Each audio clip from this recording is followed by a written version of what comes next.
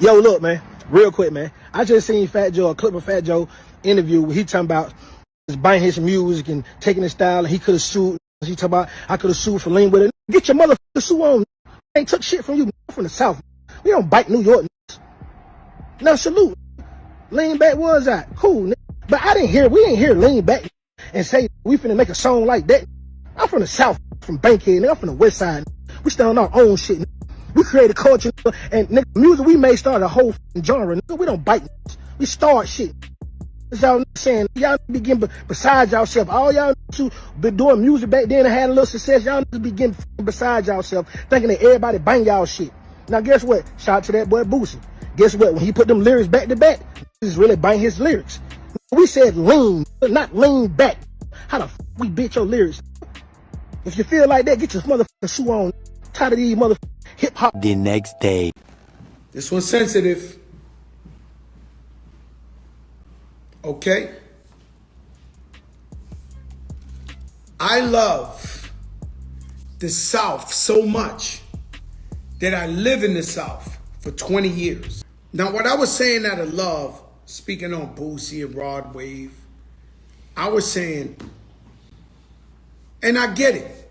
If somebody hit you up and told you, yo, Fat Joe's dissing you, he's saying you robbed this song, that he should sue you. I get it. If it comes from left field, you got the right to be upset because you never looked for this or you didn't even know. But I'm saying that even when it was #1 in the world, these records, I was cheering for them. And I was happy they were making money. Not once in my life did I think of suing someone. Not once in my life did I think of suing someone. So this ain't about suing people. This ain't, if Jada Pinkett's on fire and the whole world talking about her, she come see Fat Joe to sit down and clarify. I put out a record, Lean Back, the joint, 47 weeks, #1. You know what it was if you was alive when Lean Back was here. You couldn't go to a club without 45 minutes straight of Lean Back on. And it was #1 in the country, man. He tells me how he's from the South, he's from the Bankhead, he's from this and that. It's cool, brother. Nobody was ever talking to you about gangster stuff. Nobody was there.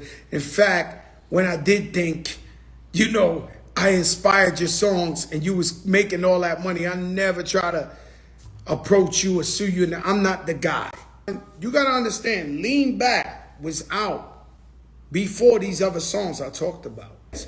You could believe that maybe you didn't get inspired, but sometimes subliminally, you might get inspired.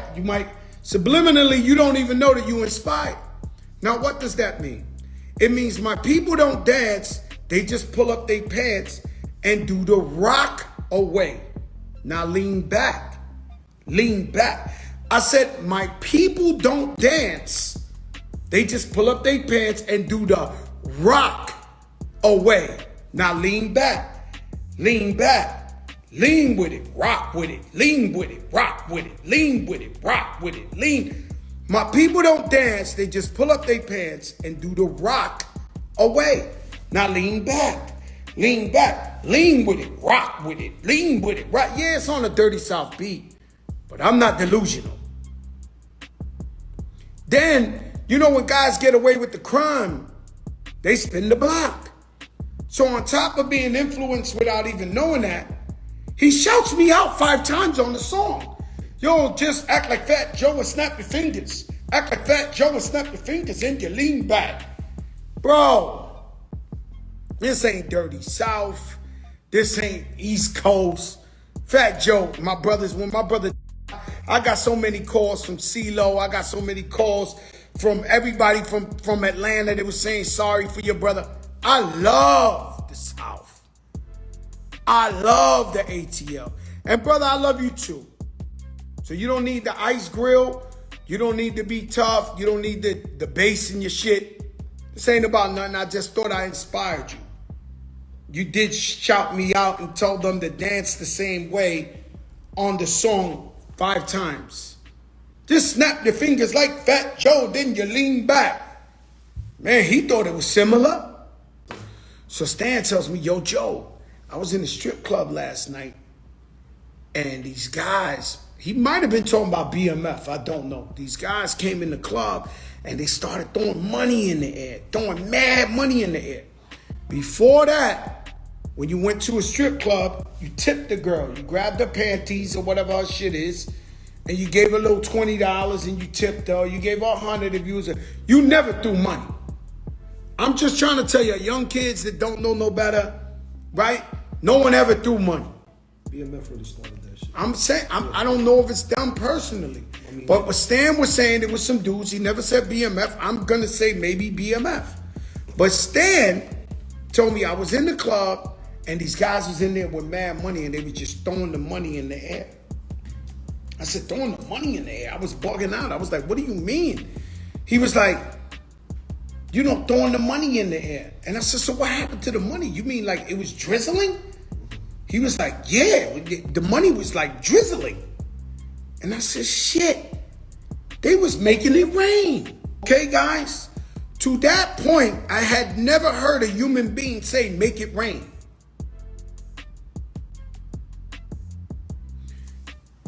Are we getting this, what I'm trying to tell you guys?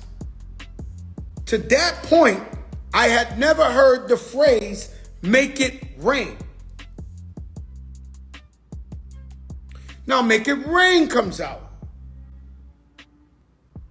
Made me a lot of money. I went independent. I sold 4 million records. We actually couldn't. I was pushing the money back in the mailbox. It was coming, so much money was coming in. I was pushing it, like kicking it in, like, please, no more. I can't believe this, please. Went #1, 4 million records sold. Now, right after, a young lady, I don't know who it is, but she made a song called Make It Rain, Yeah, Make It Rain, Yeah. Make it rain, yeah, make it rain, yeah. Well, now, if you invented with your crew a song called Oogly Boogly, and out of nowhere somebody from Arizona comes and makes a song, Oogly Boogly, Oogly Boogly, Oogly. I'm not delusional. I do not say this shit out of delusion. What I do is deal with facts. Okay? So, did I think of suing? No. Do I ever want to sue? No. Was I happy for a young sister, a young crew making money off of shit I inspired? That's what hip-hop's about. I've sampled people way back in the day that we, you know. And so, when you say he's delusional, the South, this and that, Make It Rain was #1 in Atlanta too, guys. So back in 06, Jim Jones released his biggest selling album, the one with Max B, featuring a song with the late great Stack Bundles, Squad Up, and Lil Wayne, who also had a squad up. The same Lil Wayne that's on the hook of Make It Rain, that Fat Joe claims to have invented the term for. Fat Joe's single Make It Rain also dropped in basically the same month. Let's see what Capo says about that on the Joe Budden podcast. Yeah, I want to f Weezy up over that record, man. Weatherman? For real, I was gonna f Weezy up, and Weezy my brother, I love him to death and shit like that. But Weezy did some wacky shit when it came to that record. So remember he had a record with Fat Joe called Make It Rain on him? That was our hook. Now go listen to that record and then pull up Weatherman. Yeah. Called Weezy in a club one day, boy, and Jewels was like, yo, Jim. Wait, I'm in the Jewels stopped that situation. I love Weezy to death and shit like that, but I make it. pull it up. You got pull it up. Yeah. Pull both of the records up. You know, it's definitely the Weezy same. took the hook and put it on Fat Joe record and had no explanation for me. But yo, I be make high. it rain on him. Mm-hmm. All right. Okay. I'm gonna show you. I make it rain. Weatherman and I make it rain on him. Yeah. Oh, I would be mad about that. I see what you did. I was. Ain't nothing new. I would be mad about that. I was ready to take it to the next level, and Jewels really. Yeah. I never forget. It was MTV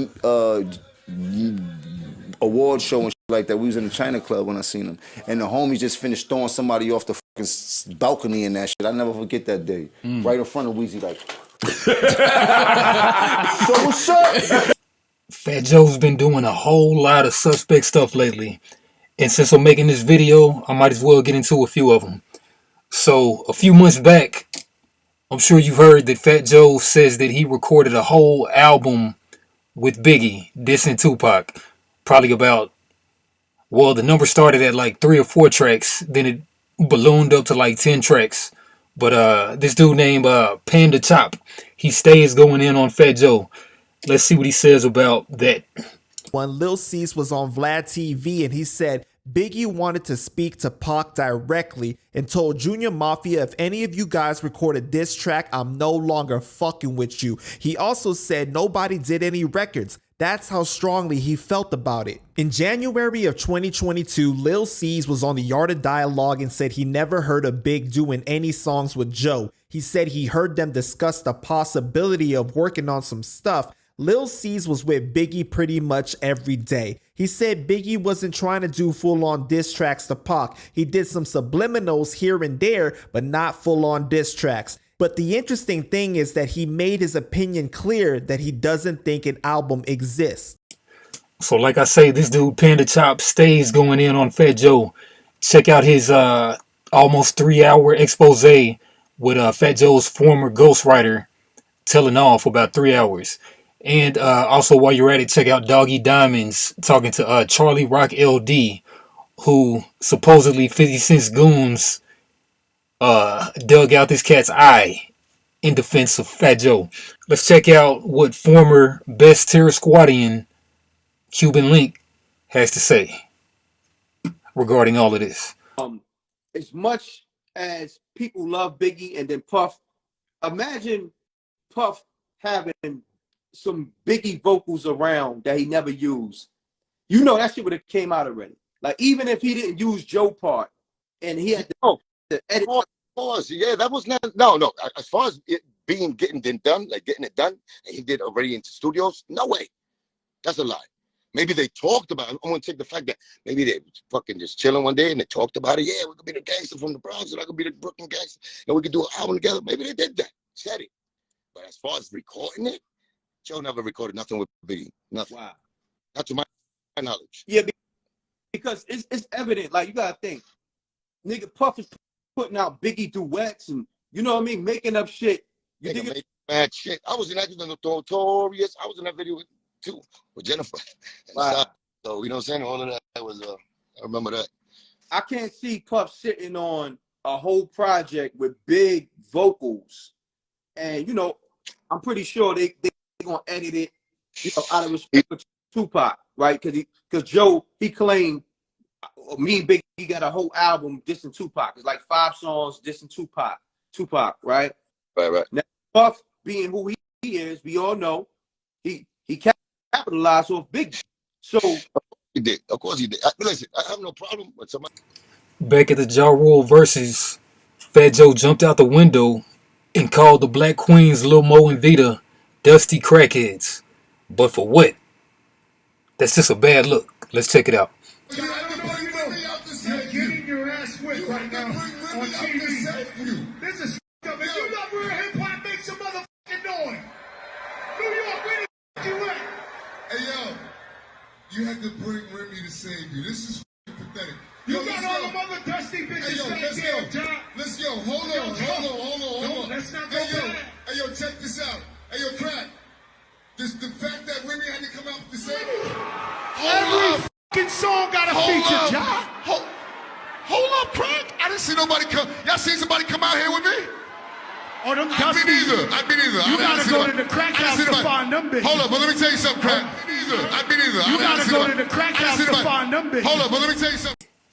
We all been hearing for years about Big Pun's widow, Liza Rios, talking about Fat Joe never paid the family the royalties that they were owed. Let's check it out. So, Joe wants me to apologize to him for me going after what was rightfully my family's. He is responsible for over $2.3 million in royalties that was never paid to Pun. It's all in the court papers, all public info. So if you know what in that documentary is when his legacy was fucked. You did all this to yourself, period. Stop lying. It'll get you further in life lying. It hasn't got you nowhere by now. Time to tell your kids the truth. Despite their close friendship, Joe's tumultuous relationship with Pun's family has tainted things, and this year Joe was even missing from Big Pun's celebration in New York York where a street was renamed in his honor. So Here's what the big cuck pimp Adam22 thinks about it. So I can understand why she's upset, but for her to put it all on Fat Joe, it just seems pretty likely. This stuff has played out in courts, and I just am forced to believe that if Fat Joe actually owed her any money, then this would be able to be taken care of in the courts. That sounds reasonable. If Big Pun didn't recoup, then I guess Fat Joe doesn't owe anything. But still, though, it's Big Pun. But the killer, though, is why did I just learn today that Big Pun's mom was out here robbing banks way back in 2014? Not once, but multiple times. Let's run it. Thank you. New tonight, a woman who police say held up a bank in Miami today is no stranger to the law. Gail Simpson is currently on 5 years probation for an attempted robbery that took place in April. The FBI says surveillance photos show Simpson robbing a Wells Fargo bank on Southwest 24th Street this afternoon. Customers were inside at the time, but no one was hurt. Now, I've always liked Fat Joe, but with all this evidence, how much is too much? I don't know. But one more little thing he did recently is he came out saying that 95% of his lyrics are lies. And, I mean, I guess he's saying that really to hold down Young Thug, who's going into that big trial based on his lyrics. And all these wiping people's nose. And then just the fact that he might have tried to wipe Lil Wayne's nose. I might want to hold him to them lyrics. But, hey, that's just me, though. But let's check that out, though. And then I'm out of here. Putting myself on CNN on the hot seat for hip-hop culture and hip-hop music. And I had to say 95% of what I say is a lie so that they could understand that it's unfair to try some kids for the rest of their life with shit they might have not done. So you know the Young Thug trial. What I say and what I do as an elder statesman of hip-hop is for you and your kids and everybody like young CJ who raps. So when I get up in there and I say, yo, 95% of the stuff I say ain't true, letting them know. And I had to say 95% of what I say is a lie so that they could understand that it's unfair to try some kids for the rest of their life with shit they might have not done. If I take 20 up-and-coming artists around this block right here on the corner, one of them is going to say he got a Bentley, one of them is going to say his watch, one of them is going to say he robbed a bodega, one of them is going to say, none of this shit is true. None of this shit is true. But I know what they doing to him is wrong. And what does that mean? They could do it to anybody. And so years ago, yeah, they played this game using lyrics and trials, but it was rapper Joe Schmo. Do you know 100,000 records are downloaded every week in Spotify? There's literally 100,000 motherfuckers that think they rap, that they're rappers. But when you look at them, what J. Cole said, we ain't even know Little Buddy. Till we heard Little Buddy rest in peace. Then I heard his music. God damn, Little Buddy. We don't know him. Every week it says some rapper got killed. Some rapper robbed a bank. Just because you spit bars don't mean somebody's actually buying your music or streaming your music. But they've been playing that game with them. They ain't take a guy who was #1 on earth and put him on trial. Do I know if he did it? No. I do not know Young Thug. What I do know is that hip-hop music is entertainment and it's art. If you need me to say it for the slower folk here, kids, if we say we rob a bodega, don't go and rob a bodega. If somebody says he's Scarface and he sniffed 17 pounds of dope, don't go do it like that. You know, and parents, you know, I see a lot of parents in comments, yo, but y'all say this and y'all say that. Parents, you gotta be a parent. You can't look to a rapper who probably grew up in a dysfunctional home, project.